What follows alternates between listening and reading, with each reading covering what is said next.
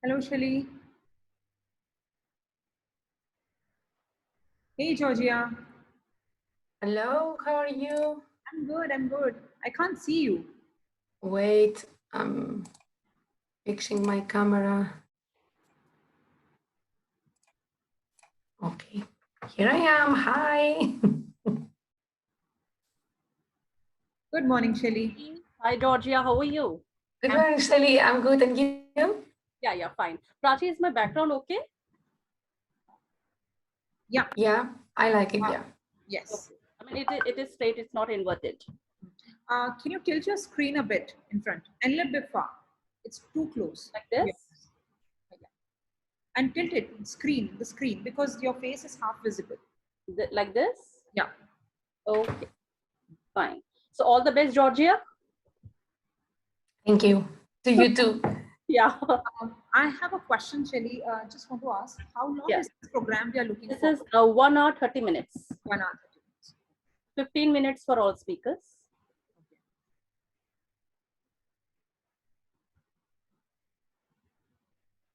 Yeah, we want to keep it quite short. We don't want people to get tired, let's say. Because Mr. Piyush told me that by 12:45 it should be winded up.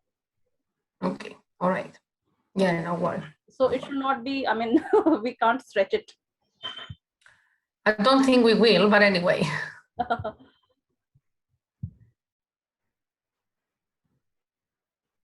Yeah. Let's wait for the others now. So you said 1 hour, 30 minutes, right?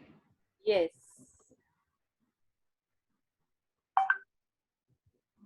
The meeting is scheduled only for 1 hour here. Are you scheduling it for 1 hour? The meeting is scheduled for 1 hour only. Okay. He told me 11:30 to 12:45. I don't think so. It gets disconnected even if we stretch the time. It's a paid account. Okay.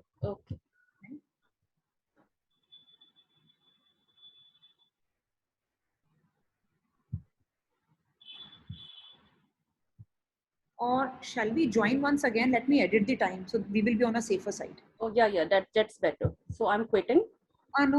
I don't think so. अगर मैं meeting end कर दूंगी, I think this meeting will be end. So what shall I do? She's going to end. We're leaving. No, we are not leaving. Let it be. I don't think so. I think even if we stretch the time, it will be fine. Okay. So in between you can see the possibilities of editing if you can stretch a time a bit. But otherwise we would like to keep it as short as possible. Yeah. There's no other option of editing the time basically. So let me see. Edit. Time edit. No. There's no time of editing.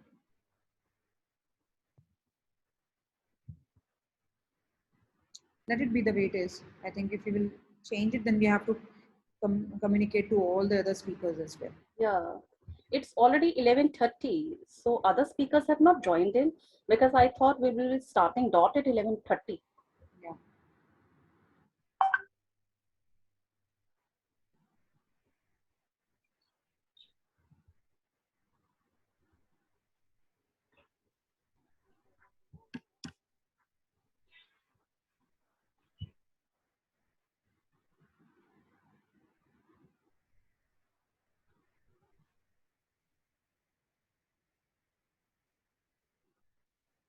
The people have joined in. Okay.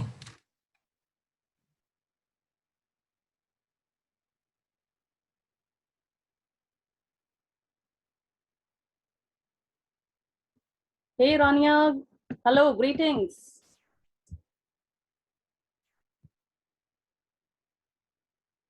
You are mute. Rania, you're mute. Good morning here. Good morning. How are you? I'm fine.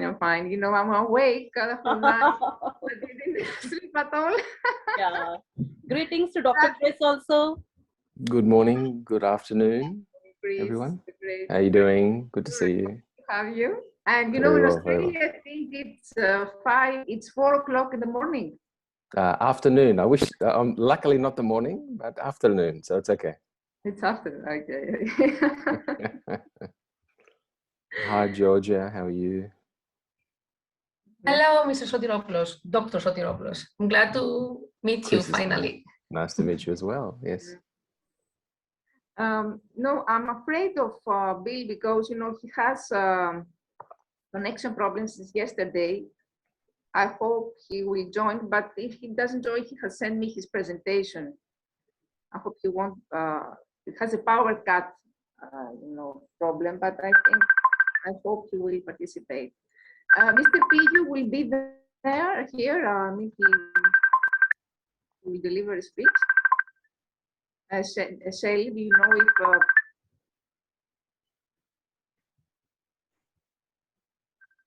I will be inviting all the speakers as per Rania you have given me. yes, Mr. Piyu will. I will begin with Georgia first. No, I'm asking something else. You will present. You will start. I will do an introduction, an overview of the whole system. A very, very brief introduction. Okay. Then start Georgia, primary, secondary, Bill after, and Chris. Okay. So That you means- finally, that means I need to invite you first.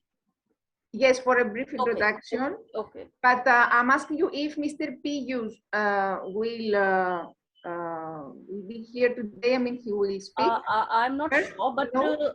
Dr. Prachi Gaur is there with us. She Okay. is assisting us. Does he want to speak at first? I don't know if you want to make an address.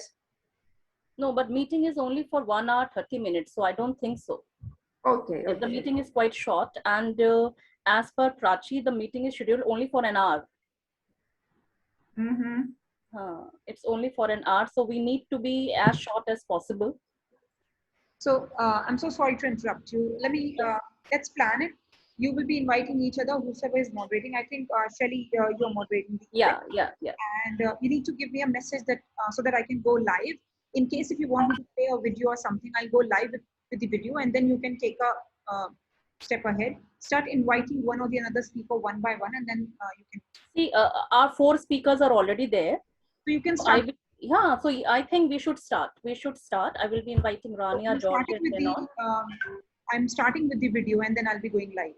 Is that okay? Okay. I'm starting with IIU video.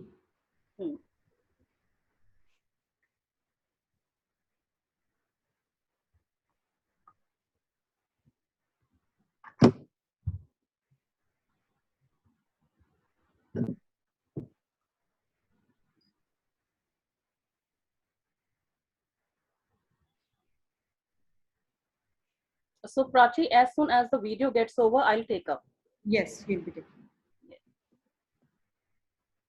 While playing the video, then I'll be going live too. My screen visible? Yeah, visible.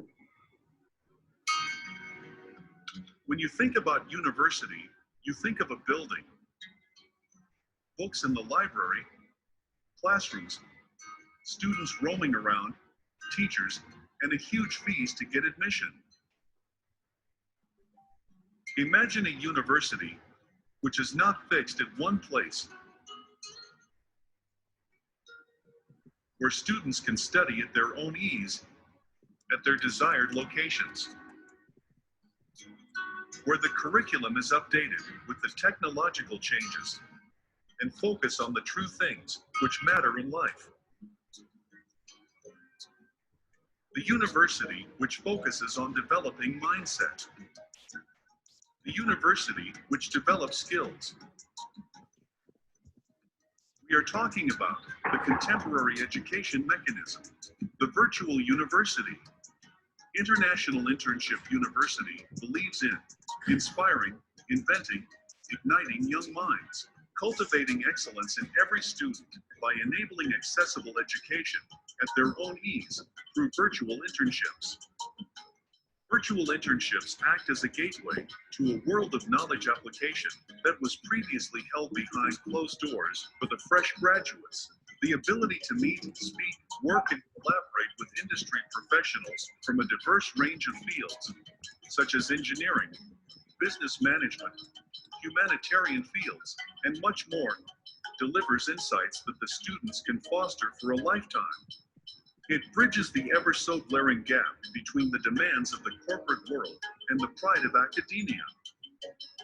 We invite applications for PhD, Doctorate in Literature, Doctorate in Science, LLD honors degree from experienced personnel in various disciplines who have rich experience in their respective fields. The program is offered only to a select group of accomplished individuals. As a professional, a degree or additional degree will allow you to make a greater impact. The expedient way of showing the world your knowledge, abilities, experience, and talents is with your degree and use of your titles.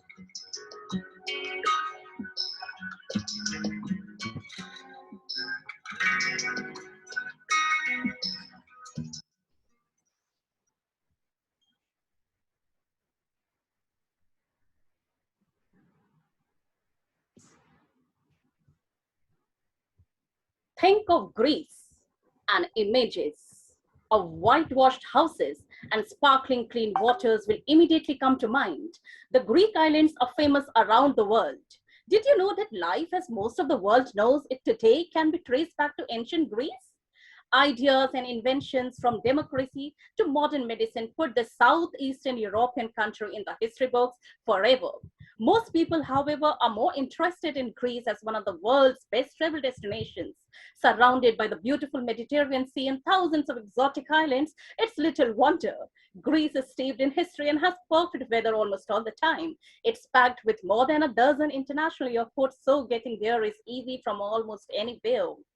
And I should tell you the important features of Greece. That is, it is the birthplace of democracy, the beginnings of philosophy, geometry, and the Pythagorean theorem as well, Western medicine and the Hippocratic Oath, the Olympic Games, drama and the theater of Epicurus, Greek mythology and Mount Olympus, cartography and gap making. So, good morning, good afternoon, good evening to all dignitaries, esteemed founders, co-founders, board members of IIU, dignified speakers, and all beautiful souls.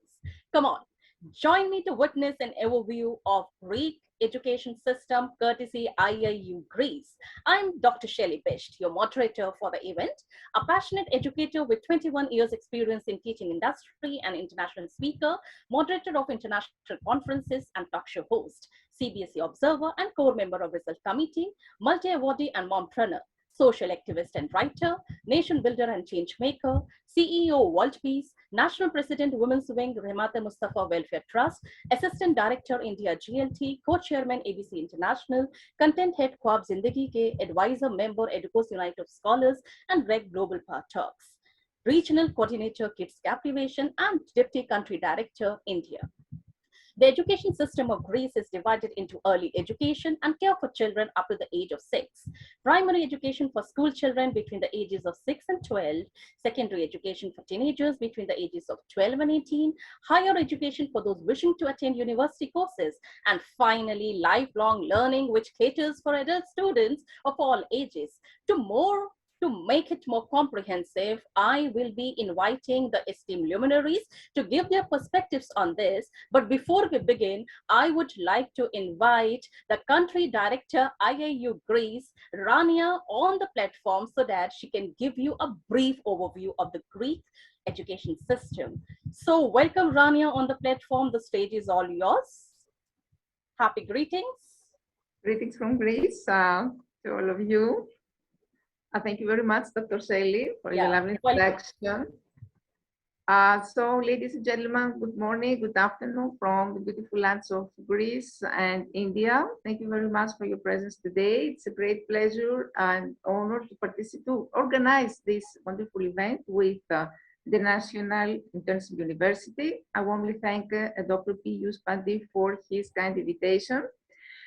So today we're going to see an overview to explore the Greek educational system. The education system in Greece is mainly characterized by its versatile character. It's ordained by numerous laws and decrees. So we're talking about a highly centralized system governed by laws and acts, managed by a powerful centralized bureaucracy. And the system remains centralized with low levels of responsibility at the regional and local level. Over the years, our ministry has made significant changes to the education system, most of which were mandated by the wish of its government to adopt the recent scientific findings and acclaim educational models of other countries in the world. So adapting state-of-the-art research in the field of education, as well as foreign education practices to meet the needs of the Greek society and labor market, has resulted in the multi-layered education system. And most students in Greece attend public schools at all levels.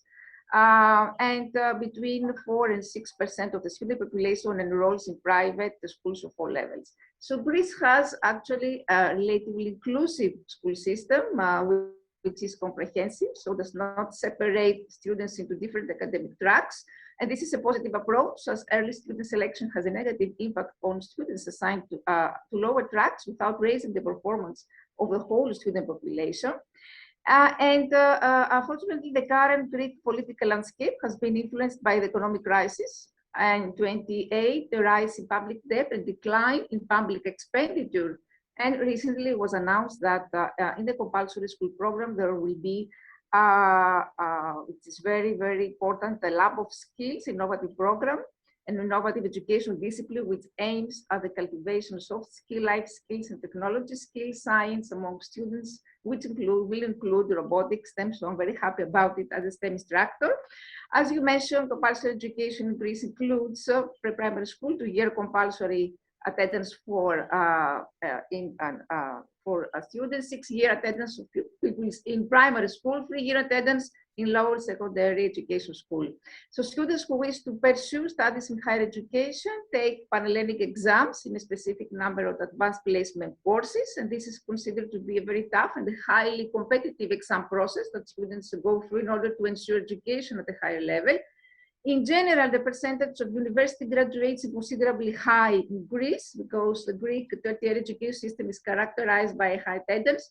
Tertiary education, especially university education, is highly valued. This is considered as an important part of someone's overall education, relatively independent of employment prospects. However, in the context of our economic crisis, we can see that there are concerns worrying that this mechanism would normally link provision of tertiary education opportunities with labor market requirements are very weak. This is our problem, and the government in Greece is not tertiary education is not as highly centralized as country schools, but is still the most centralized in the European Union. We have also general adult education, formal education, which comprise second chance schools, evening general upper secondary schools, evening vocational upper secondary school, vocational training schools, and also we have non-formal adult education, such as lifelong centers and colleges, which are private. So schools in Greece operate in an environment of low autonomy according to the national comparative data, and there is also, what about its profession? I want to conclude it by this. Recruitment of teachers, it's very competitive. It is centrally administered. All teachers candidates for permanent positions or subject positions participate in the Supreme Council for Civil Personnel Selection examination. Usually, recently, after a big freeze in teacher hiring in August, a big number of teachers of different disciplines were hired recently. Thank you very much. And now the floor is to other speakers, our guest speakers. Thank you very much, which will give us more details about the new innovations that our new legislation has brought about. Thank you very much. Thank you, Rania, for the great start of the webinar and for the wonderful overview of the Greek education system. So with this, I invite our first eminent speaker, Georgia, who is the primary teacher of Greece, and she would like to give her deliberations on primary education system of Greece. So welcome, Georgia, on board. The platform is all yours, and we would be keen to listen to you. Hello everyone, glad to be here with you today. I'm trying to share my screen, but I'm disabled to do this. Can someone help me? Dr. Prachi, can you please help Georgia share her screen? Or you can make her the co-host so she would be able to share her screen? Yeah. There you go. Yeah, sure.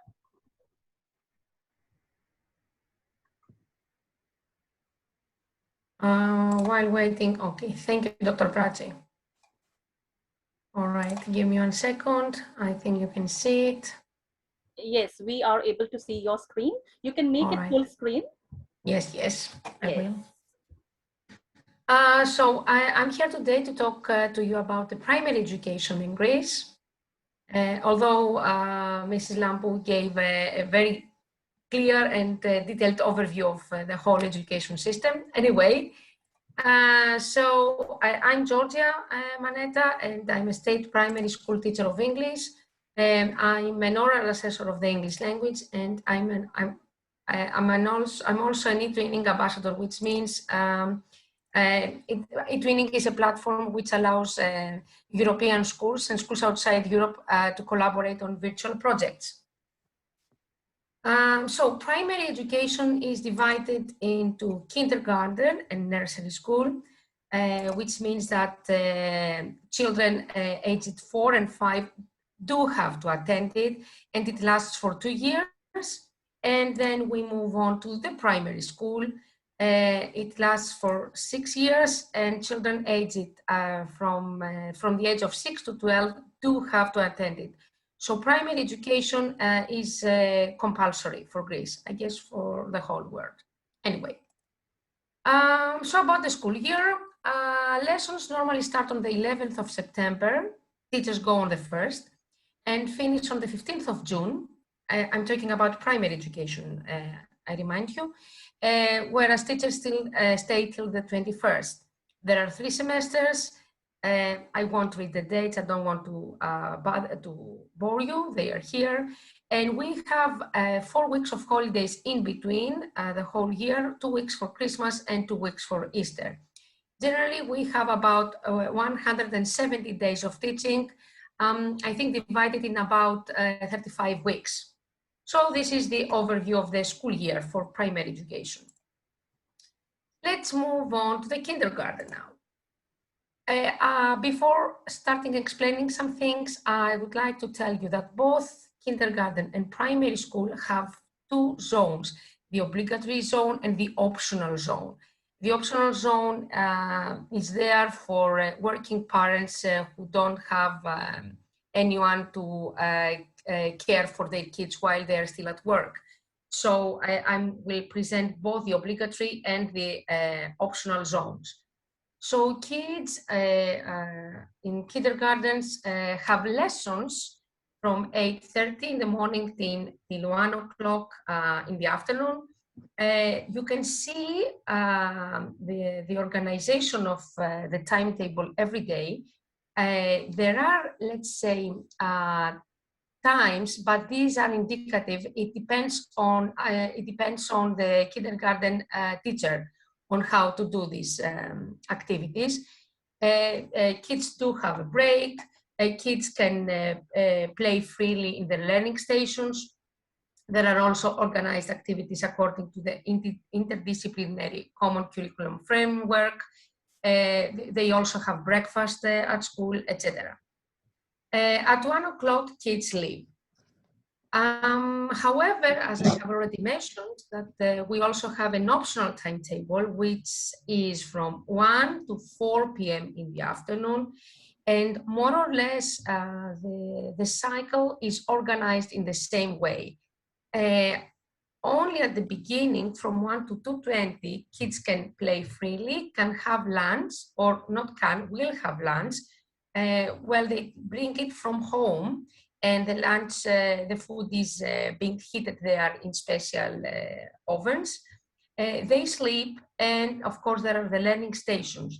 Lunch, I guess all kids have lunch. Sleep, again, depends on the teacher's way of organizing their classes. And from 2:20 to 3, they have organized activities again. They do have breaks. They can play freely. And at 4 o'clock, kids leave. In terms of subjects for kindergarten, Well, the program for the kindergarten kids is made in such a way that no subject is clear or taught in the strict way of the meaning. I mean, you can't actually teach a kindergarten kid English in the way that sit down and I will teach to you the numbers. And so it is organized in a way that through different activities, kids can learn the basic things about language, maths, art, music, and ICT. ICT not about, touching the screen and, doing amazing things, but, ICT, a computer is there for you to help you with your homework and as a window to an outside world. And also emphasis is given on the kids' development and fostering of social relationships. Let's not forget that the kindergarten is the first small society that the kid enters after their family circle, let's say. And let's move on to primary school now. Again, as I have already told you, we have two zones, the obligatory and the optional. The obligatory starts at 8:15, but also if there are a lot of students whose parents need to leave earlier for work, schools can admit these students at 7:15 till 8, where the normal program starts. So we do give parents this chance anyway, this opportunity to have their kids catered for. Here we have a stricter, let's say, timetable. We enter the class at 8:15 and until 9:40. There are 2 set teaching hours, which means that kids don't go out in the playground for a break, but the teachers can interchange. The first big long break is for 20 minutes. And then we have a second set of teaching hours again, and then another break. And then we have the 5th teaching hour and the 6th teaching hour with a break in between. So primary schools, the obligatory timetable starts at 8:15 and finishes at 1:15. And let's move on to the optional one. It starts at 1:15 until 3 or 4, depending on the number of students who have made the choice of staying till 4 o'clock. We can see at the beginning that they have lunch and some studying. If they have finished their lunch, they can do their homework. I need to say here that lunch, again, is not provided by schools. Students bring their lunch from home and it is being heated in the ovens which exist in the special room. There is a break, again the students study, and from 3 to 3:15 there is a break if students don't leave. And the last teaching hours, let's say, from 3:15 to 4, it's not focused on studying. Actually, students can choose from a range of courses. They can either choose to do art or ICT or English or athletics or even drama. Talking about the subjects now, I think that primary school is divided in three cycles. First and second year go together, and third and fourth year again together, and fifth and sixth year again together. So the first and second year have exactly the same teaching hours and subjects. We have language, maths, English, PE, music, ICT, drama, art, and environmental studies, with language and maths covering, the majority of teaching hours, since kids need to learn these courses, these subjects very well. We have history and religious education being added in years 3 and 4. And this means that since we add history and religious education, something gets less attention, language and maths.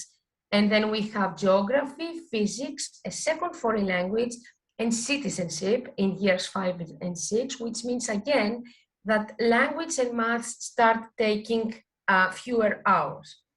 All, in all 6 years of primary school, we have 30 teaching hours in a week for all years, from year 1 to year 6.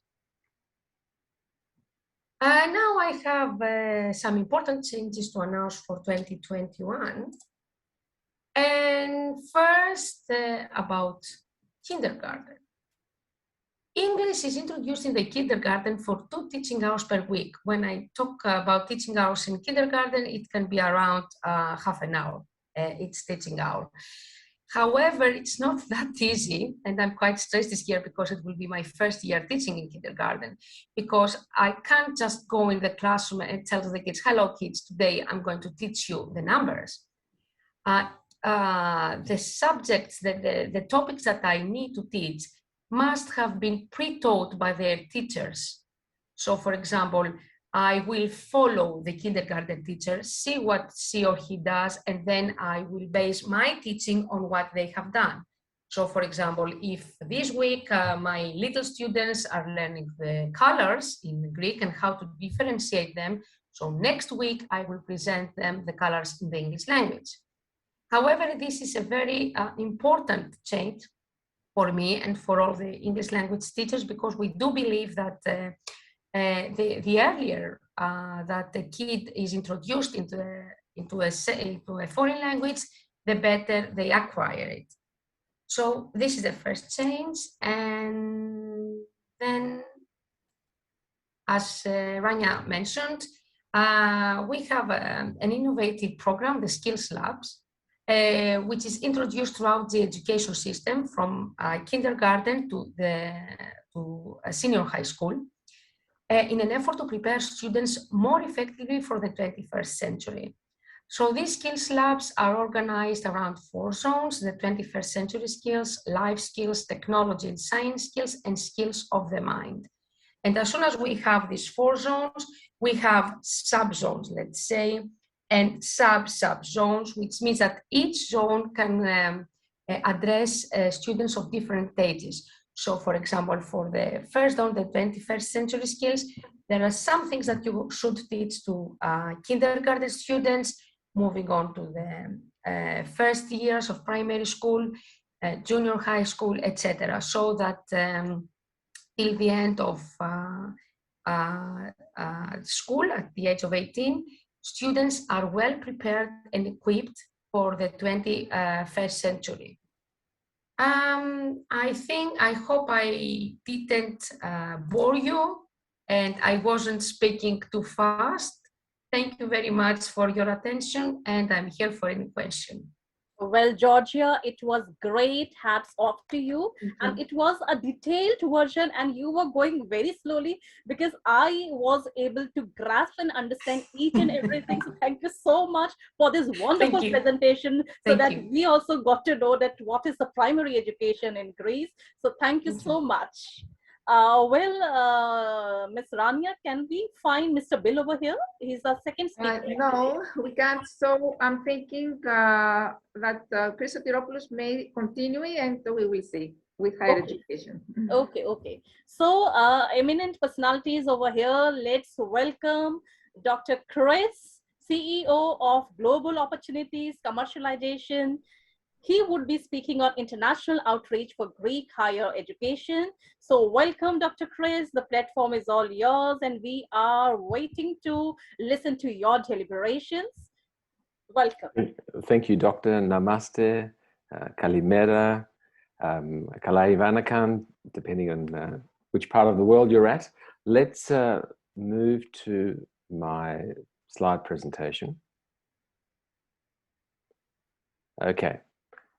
Some very significant changes have been adopted through the Hellenic or Greek legislature recently, and that has opened up a substantial opportunity for interaction and also combining of activities within Greece to activities, education, cultural outside Greece.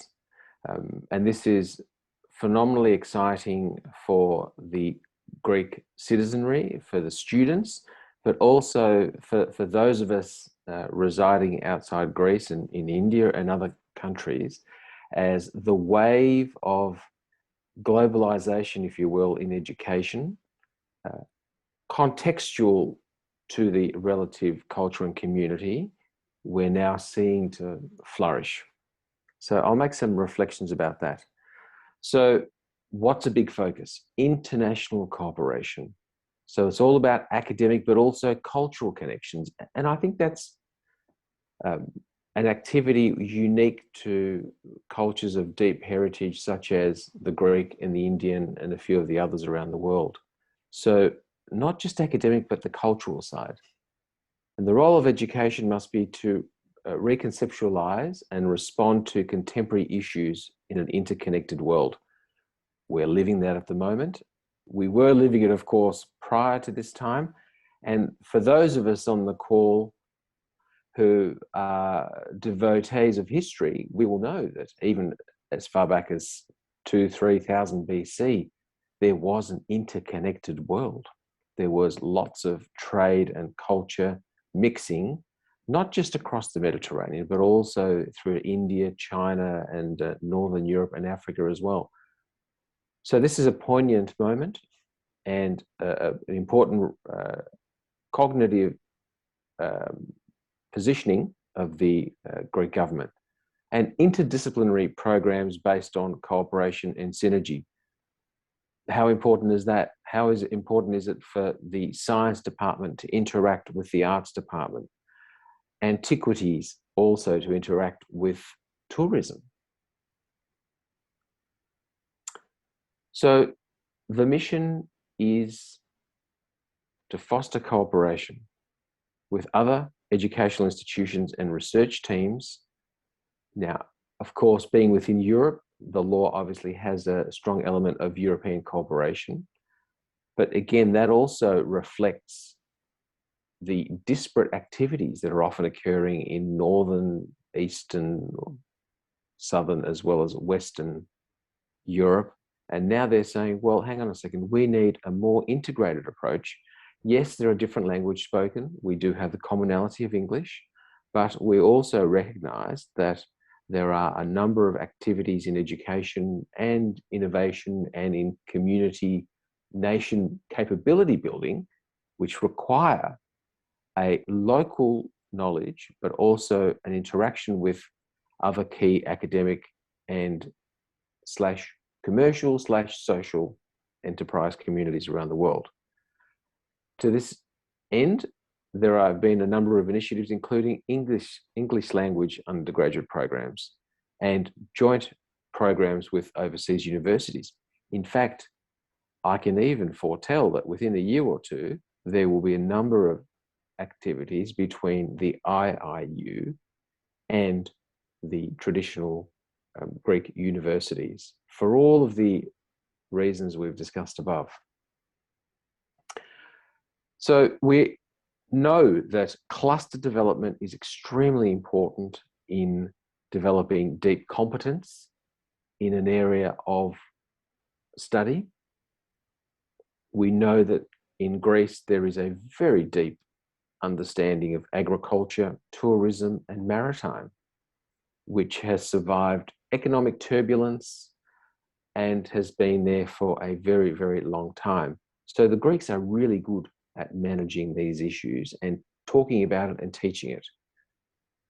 Let's now look at how those three issues can be expanded through what is going on. We know that technology, we're all technology literate to different extents, smartphones, apps, ordering food and having it delivered, arranging for travel and accommodation and ferry tickets purchases, all at the drop of a hat. Adopting technology across those agriculture, tourism, and maritime, we will see strengthened substantially. Anthropology. We heard from Dr. Shelley at the outset of Greece's renowned historical heritage. The anthropology side, Greece is very good at, of course. However, there are different cultures around the world. The way the Indian community works, the African community, the Eastern, Western European, the Pacific Islands, the US, China, they're all very different. They all have their nuances. And even though in some environments English is the language spoken, it is not translated into its cultural activities. So the anthropological learnings of different cultures around the world, we will find advance the higher education deliverables, learning, competence and depth in the Greek environment.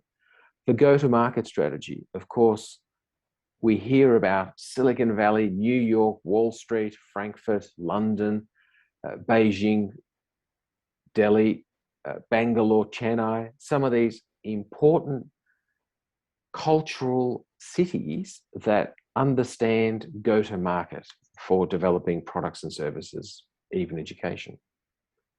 The fact that this new law encourages this cross-fertilization will deliver to the higher education infrastructure and course curriculum a lot more go-to-market content. Finance. Everyone's looking for finance to progress whatever they're doing, whether it's infrastructure or startup companies or tourism or whatever it is. There are other teaching institutions around the world that are very good at this and have relationships with the venture capital firms, the business angels, the alumni. That whole learning will now be thrust into the Greek educational archipelago. That's extremely important because that also is not a one-way street where it's about getting the Greek competence increasing, but also the international community will be able to say, oh, let's conduct more activities in Greece. Let's look at it as a go-to-market for our products and services. Let's put more money into finance because we understand how they operate. And let's look at even technological R&D centers, center of excellence. We know that Foxconn has recently moved from China into India. Why not have a few of those centers in Greece, et cetera, et cetera. And in order to do that, of course, you need to train your students who will be the employers moving forward. But this is what this law allows. It allows for the exchange. Now, I've discussed this in two elements, the industrial and society, because in academic talk, we're talking about industry 4.0, society 5.0. Now, I didn't know what they meant until fairly recently. Industrial, we know that there is a globalization reset due to the pandemic. Prior to that, there was a globalization reset with reference to the period of 10, 15 years earlier. We keep hearing about artificial intelligence, robots, what's it going to mean? What's the future of work? These are concepts which stress the students and the higher education curriculum design, because they need to know that what they are designing is relevant for the industrial communities, the employers. So there needs to be a closer connect between what's happening in industry and what's happening in academia and design of academia. This is a great law which helps foster that. In society, societies experiment all the time. Do we allow more openness? Do we allow, we've got issues of diversity and equity. What are values education? How are they all impacting? We're also seeing fragmentation. And that is because often you will have a set culture and you will then have a mechanism whereby the set culture does not accept some of these new values. So we have embedding within society of the right values, and that's a balance which every society develops over time. So my reflections and that of our organisation, GOC, which is based in Melbourne, and here's a nice picture of where we are. We're in that tall building pretty much to the right of centre.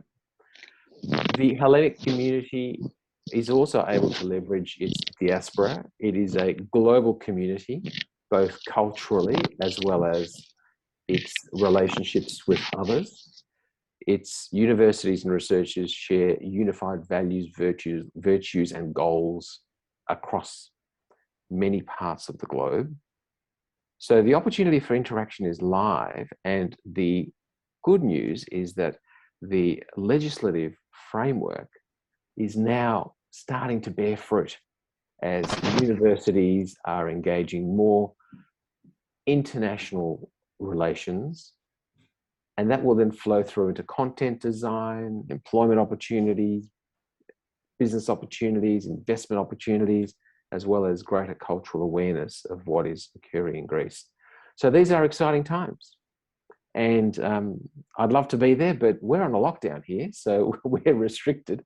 But I would implore all of us who do not reside in Greece to visit Greece and firsthand experience what the higher education sector is achieving and also seeking to achieve, to be part of it, because I know through Rania Lampu and her colleagues that they're wonderfully open-minded people with very strong integrity and passion to learn from what's happening around the world, but also to deliver their activities and learnings around the world.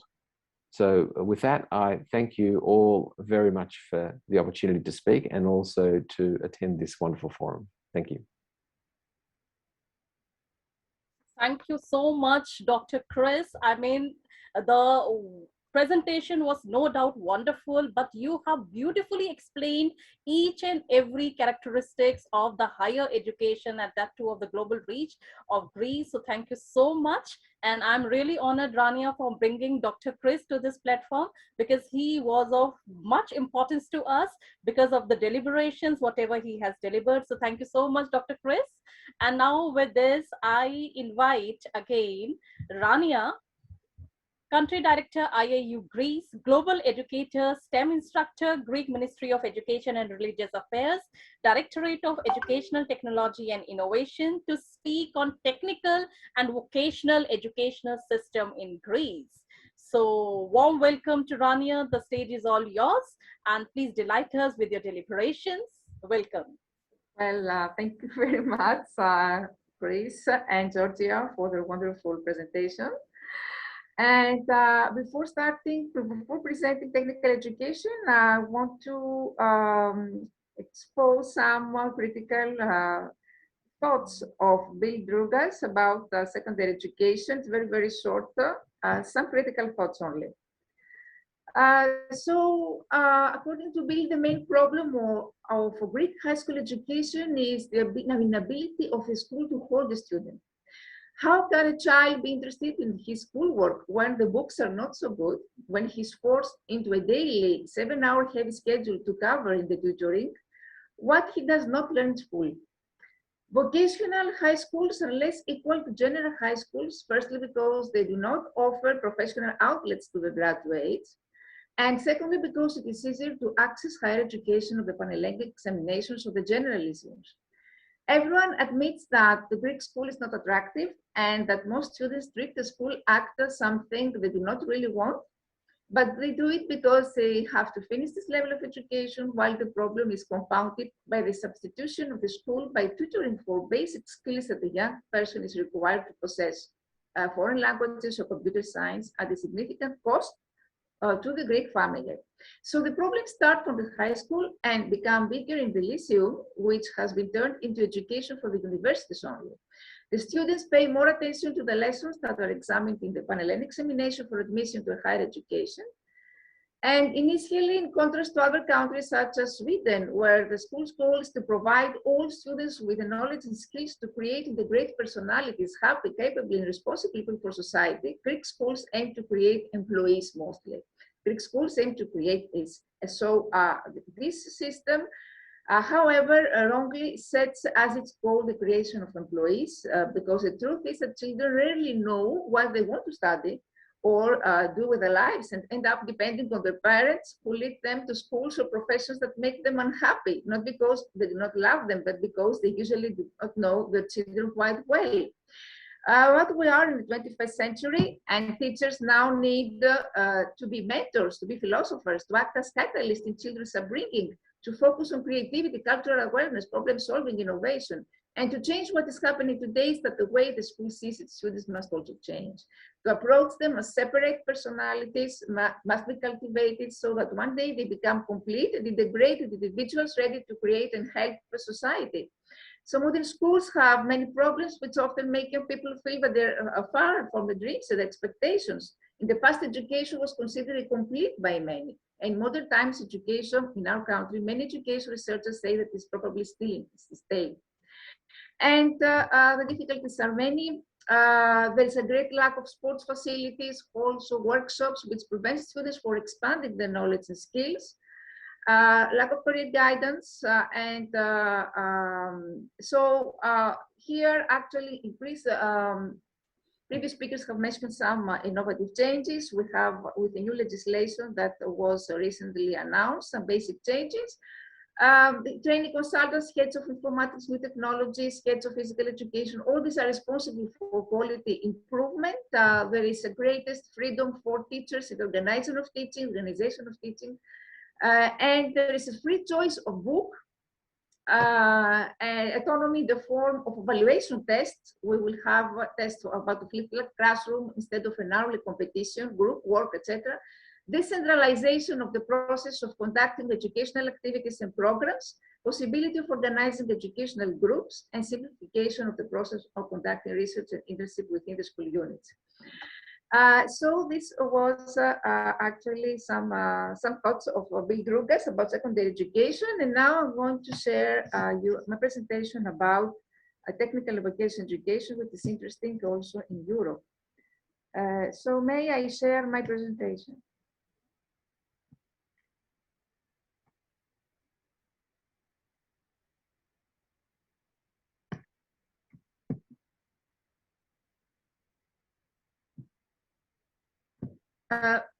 Is the presentation visible now?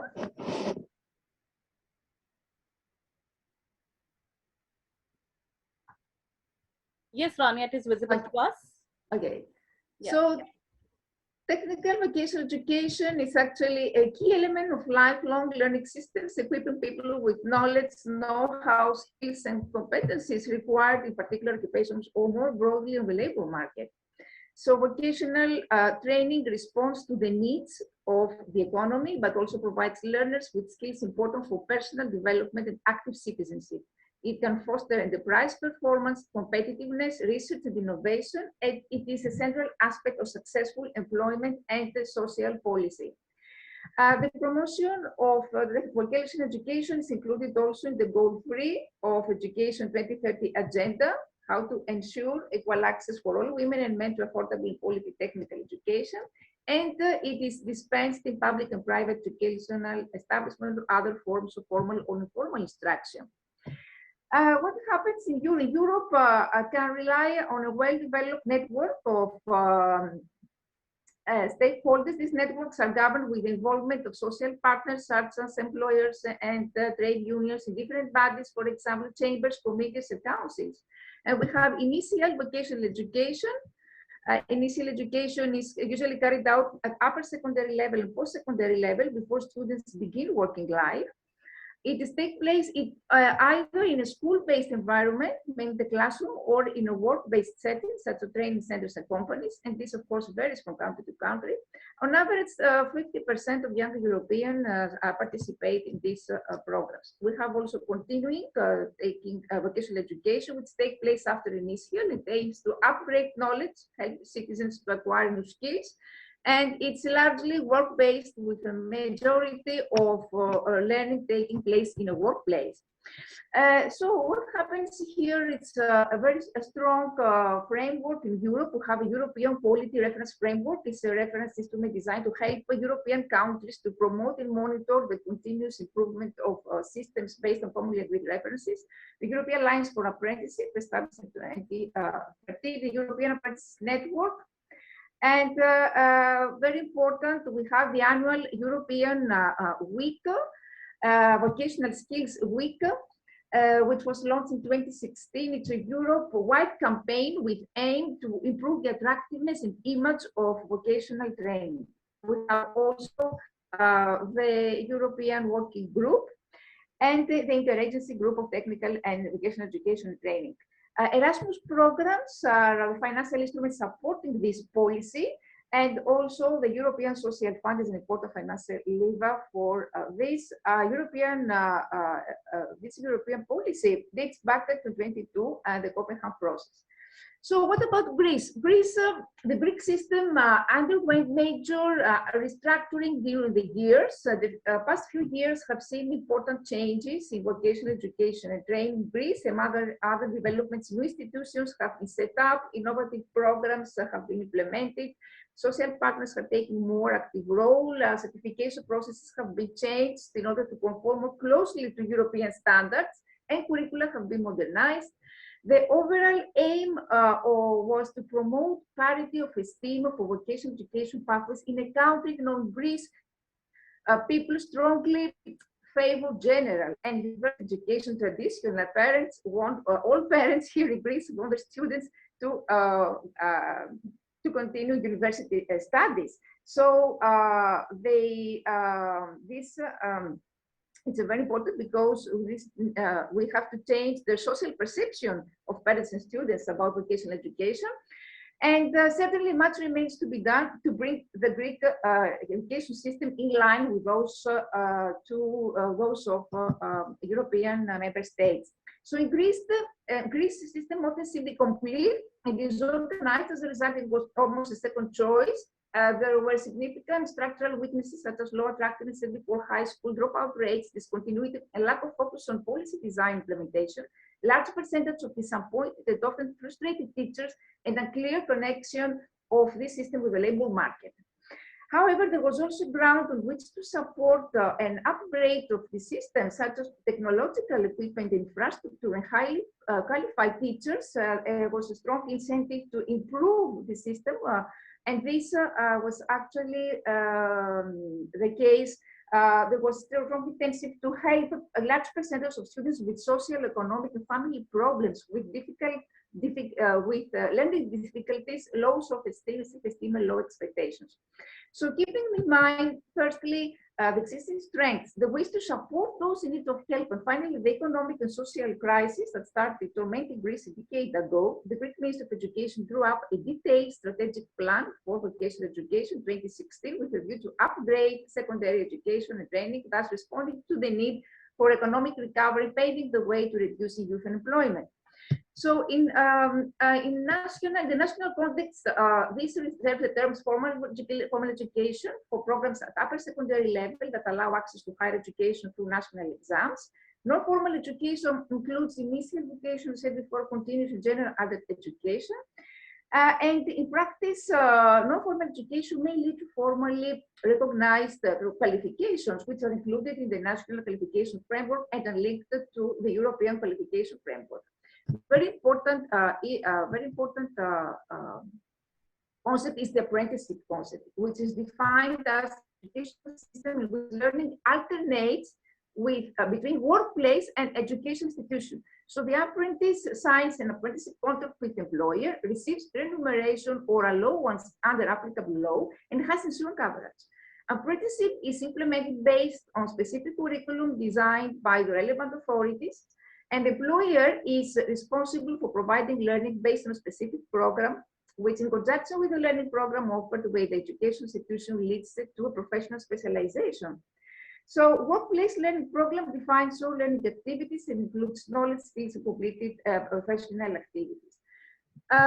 So what are it's very important because the students require initial work experience related to the subject of studies. They get a smoother transition, learn production, business. They get information on labor market trends and develop a professional conscience, improve the communication skills, and when they complete the practice exercise, they have a full picture of the job finding process. And they get familiar with the working environment. So we have vocational school, which actually It's a 2 years duration. It's based on the German dual learning system, which combines classroom education with paid practical work in the business. We have also another apprenticeship class, which was further operationalized and implemented for the first time in 2016 with 2 pilot projects. And also we have many other, we have post-secondary vocational training institutes, vocational training schools, secondary, post-secondary schools, higher education studies may include also internship. And what happened, it's interesting to see what happened during the COVID pandemic. European Union suggested some recovery efforts, COVID recovery efforts. So within all this framework, European Union Commission put forward an ambitious agenda to guide the COVID recovery efforts in the fields of employment social policy. This includes the Commission communication on the European Skills Agenda for Sustainable Competitiveness, Social Fairness and Resilience. And this communication puts forward 12 European Union actions aiming to support partnerships for skills, upskilling, reskilling, and empowering lifelong learning. A major deliverable is a Pact for Skills launched in November 2020 during the European Vocational Skills Week, which aims to mobilize various stakeholders to upskill and reskill people of working age through partnership. We have also the Commission proposal for a Council recommendation, vocational education and training, and the Osnabrück Declaration, where ministers in charge of vocational education and social partners endorsed this declaration as an enabler of recovery and transitions to digital and green economies. So this declaration sets out new policy actions to complement this recommendation. And this promotes, as I said before, sustainable competitiveness, social fairness, promote resilience and excellence through quality, inclusive and flexible training zones. So before concluding, I'm going to say what are suggestions for our vocational training system. We need to ensure that vocational education is agile and that adapts swiftly to labor market needs, provide quality learning opportunities for young people and adults alike, that place a strong focus on the increased flexibility of vocational education and training. So the vocational training programs should offer a balanced mix of vocational, including technical skills, well aligned to all economic cycles, involving jobs, working methods, and key competencies, including solid basic skills, digital, transversal, green, and other life skills, which provide strong foundations for resilience, lifelong learning, lifelong employability, social inclusion, active citizenship, and personal development. Vocational curricula and programs should regularly be upgraded as relevant, building on skills intelligence, so graduated writing system, skills anticipation mechanism, and providers of the training should have, in line with national context, an appropriate degree of autonomy, flexibility, support, and funding to adapt the training offered to changing skill needs, green and digital transitions. We need to comprise work-based learning components.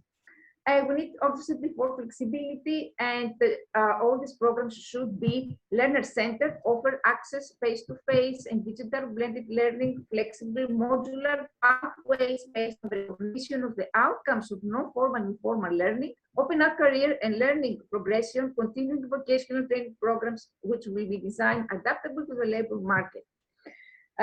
So these programs should be based on modules or units of learning outcomes, validation mechanism, allowing the transfer, recognition, and accumulation of learning outcomes. Should have all these institutions should have access to state-of-the-art infrastructure, have in place digitalization strategies in line with national context, and embed environmental, social sustainability in their programs, organizational management, so that they contribute to the implementation also of UN Sustainable Development Goals. Initial and continuous vocational education training are part of lifelong learning, so we need the permeable pathways. And also, all these programs should be delivered through an appropriate mix of open, digital, participative learning environments, including learning conducive workplaces. And very important is that all these programs should be inclusive, accessible for vulnerable groups such as people with disabilities, low qualified skilled groups, minorities, etc. And these programs should be accessible through digital learning platforms supported by tools, devices, internet connection, etc. So we need actually, what are the closing remarks? Strengthen sustainable competitiveness. Skills and lifelong learning are crucial for long-term sustainable growth, productivity, innovation. We need to ensure social fairness. Access to up and reskilling opportunities, which is vital for million workers propelled into short-time work of employment. To build our resilience. Improving resilience through skills means reducing dependence on market conditions and increasing his potential to navigate through life and professional transitions. Skills to accompany the green and digital transitions. We need also to value learning outcomes. This was my presentation about technical education.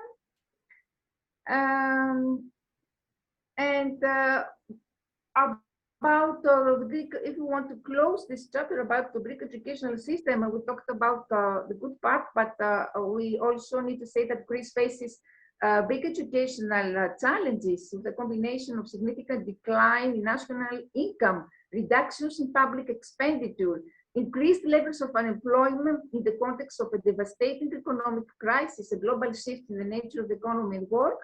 We have a major refugee crisis which continues, and there have been significant reductions in education budgets, resulting in a difficult context for education policy. And in the face of all these challenges, the current conditions of low levels of student performance and well-being at many levels of the system, we have low levels of citizen satisfaction, current poor employment prospects for its graduates make the case that Greece should invest finally in education and enact reforms that focus future in education in Greece. Thank you very much for your attention and your valuable presence all here.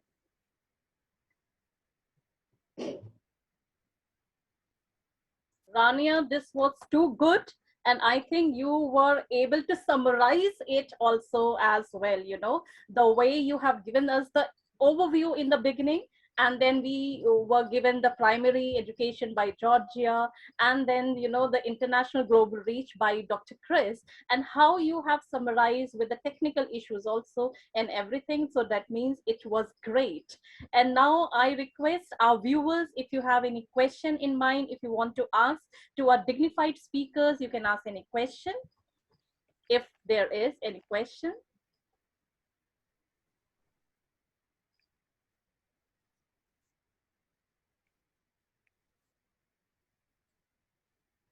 Okay, now indeed, if there is no question, then I would maintain that thanks are the highest form of thought, and gratitude is happiness doubled by wonder.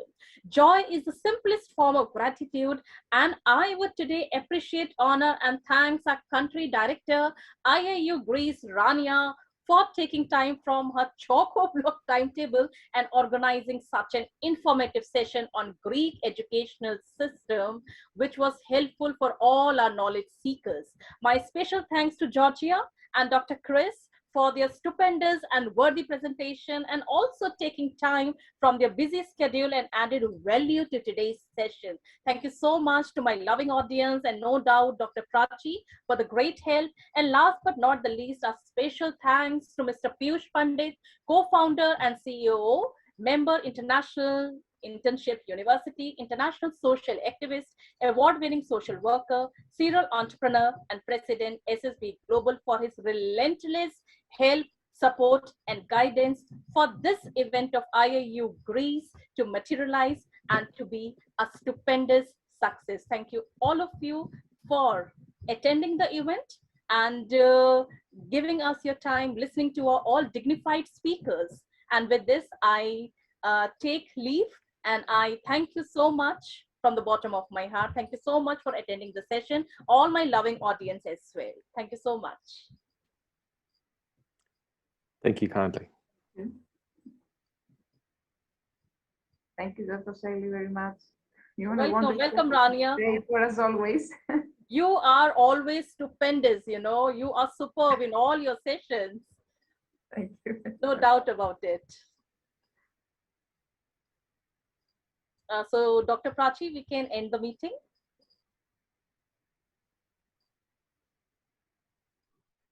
Thank you so much from India. Yes, and we will be connecting once again. This is from my end, the country director, IIU University, India. We'll be connecting once again with another upcoming event. Before that, I would request you all to be a part of our first ever, yes, WEC launch, Women Entrepreneurship Council by TII, International Internship University, today at 5 p.m. So we will be live on social media as well. But before that, we'll be sharing all the links. So I would request you all in person, please, to be a part of this conference. Thank you so much to all of you. Thank you, Dr. Prachi, for the info. Thank you so much.